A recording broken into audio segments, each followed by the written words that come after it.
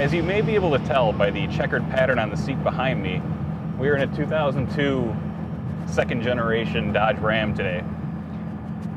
VP powered unit. I got Chris Emke with me here. Chris is a particularly big fan of the VP trucks. Lately we have been working with the MM3 software and hardware package, and we spent quite a bit of time in our 2002 truck here and had a chance to work on the injector and tuning and turbocharger setup.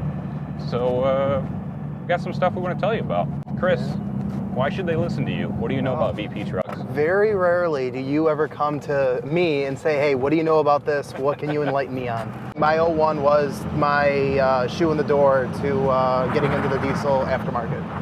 What a truck it was. Our goal for our customer was to take 180 horsepower stock truck, which we dynoed at 182 horsepower to the tire, total nutless wonder, and turned it into your typical good driving 500 horsepower truck. First thing we did was spec out an injector. We went with a 7x10 sack nozzle style injector. It's a stock output VP44 injection pump.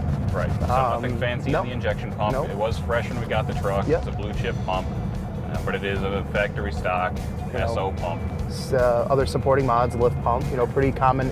If you have one of these trucks and it's got some miles on it, chances are the original owner, or if you're the new owner of the truck, you have a lift pump on with these VP44s. We ended up going with, again, a pretty conventional turbocharger, 64 millimeter, drop-in, similar to like what we have on our HE351s. For the common rail 5.9 liters. Right, so it's a 64 mil HX35, so 12 centimeter housing. Doing the math here, we have a factory intake tube with a big honking air filter on there, did the budget on that. It's basic, man. And, the results were, pretty much spoke for themselves. We have a drivable, towable, usable, 500 horse daily driven truck. The truck makes 510 horsepower to the tire. Now, it looks factory stock minus the big honking air filter. Yeah.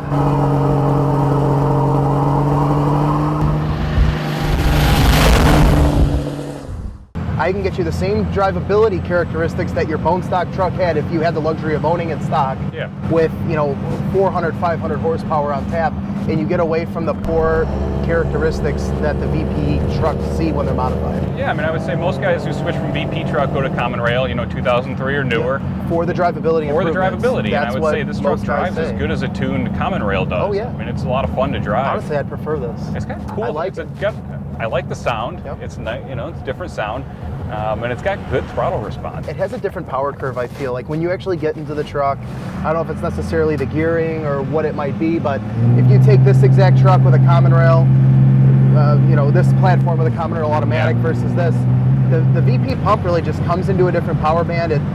It's kind of like a breath of fresh air. It's just fun to drive. They're very torquey motors. Absolutely. And that's been the comment of everybody on staff who's driven the truck, is that I can't wait to tow with it. Right. Because you can just lug the shit out of this thing. It pulls any gear. Over in the fall we had what do we have, a 42-foot trailer, 40-foot trailer. 40-foot trailer. And our drag truck, we drove it about an hour to the local drag strip for the diesel days.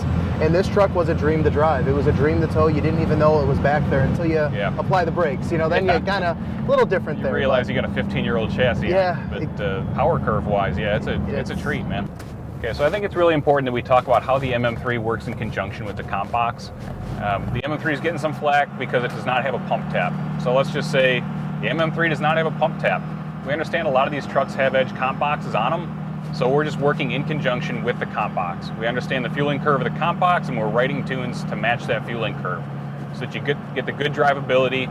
You can switch real-time groups depending on what setting you're on the comp box. So if you're on setting 1 on the comp, you go to the real-time group set up for setting 1 on the comp. You're on setting 5, we have a different real-time group that works with the fueling curve of the edge comp on 5, which is significantly different than on 1. What that does is get you good drivability regardless of which tune you're in.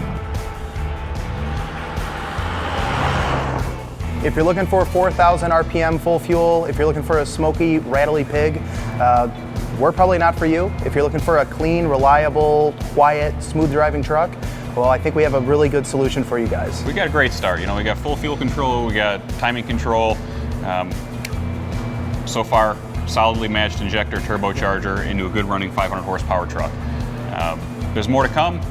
If you're excited about how the truck ran in the video and you want your truck to do something similar, by all means, give us a buzz, 815-568-7920. We'd be happy to talk about what we can do for you and if we're a good fit. I'm Nick. And I'm Chris. Thanks for watching.